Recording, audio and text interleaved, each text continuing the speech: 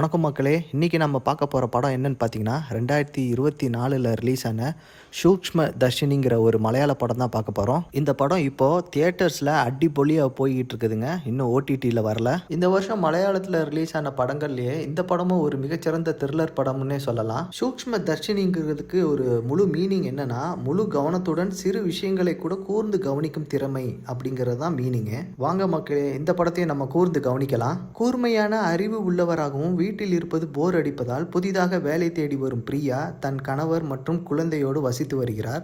அதாவது பிரியாங்கிறது இந்த படத்தோட ஹீரோயின் நசரியா. வீட்டில் சும்மா இருக்கிற நேரத்தில் பக்கத்து வீட்டாரில் இருக்கிறவங்க கூட வாட்ஸ்அப்பில் பேசுறது தான் இவங்களோட வேலையே.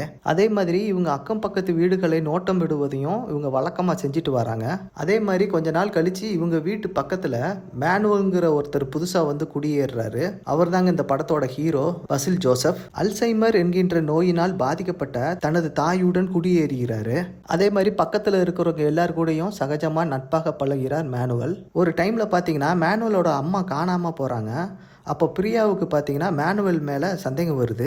அதற்கு பின் துப்பறியும் சாம்புவாக மாறி அங்கே என்ன நடந்தது என்பதை பிரியா கண்டுபிடிப்பது தான் இந்த படத்தோட மீதி கதையே. பொறுமையாக ஆரம்பித்த இந்த கதை பிரியா மேனுவல் வீட்டை நோட்டம் விடுவதை ஆரம்பித்த உடனே படம் ஸ்பீடாக போகுது.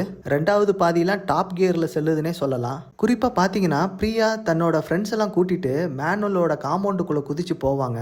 அந்த போர்ஷன்லாம் பார்த்தீங்கன்னா நம்மளை அந்த சீட் நுனிக்கே கொண்டு வந்துருங்க. நல்ல ட்விஸ்ட்டுகளை ரெண்டாம் பாதியில் தான் வச்சுருப்பாங்க.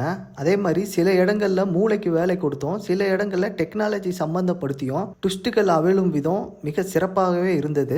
அதெல்லாம் செம்மையான ரைடிங்னே சொல்லலாம். சீரியஸாக செல்லும் திரைக்கதையில அங்கங்க நகைச்சுவையை சொருகி இன்னும் திரைக்கதையை சிறப்பாக கொடுத்துருப்பாங்க. பசில் மற்றும் நசீரியாவோட நடிப்பு இந்த படத்துல ரொம்ப சூப்பரா இருக்குங்க.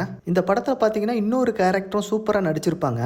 ஸோ அதை கூறி நான் ஸ்பாய்லராக்க விரும்பவில்லை. ஸோ நீங்கள் அதை தேட்டர்லேயே போய் பாருங்கள். 90% இந்த படம் 2 வீட்டுக்குள் தான் நடக்கும். ஸோ அங்கே மாறி மாறி செல்லும் கேமரா ஒர்க் மற்றும் பின்னணி இசை படத்திற்கு மிகப்பெரிய பலமாக உள்ளது. மொத்தத்தில் இந்தியாவில் த்ரில்லர் படங்களில் தங்களுக்கு நிகர் தாங்களே என்று நிரூபித்து மற்றொரு மலையாள திரைப்படம் தான் இது அப்படின்னு சொல்லி நிரூபிச்சிருக்காங்க. மொத்தத்தில் ஒரு அருமையான திரைக்கதையை கொண்ட ஒரு த்ரில்லர் படம் தாங்க இது.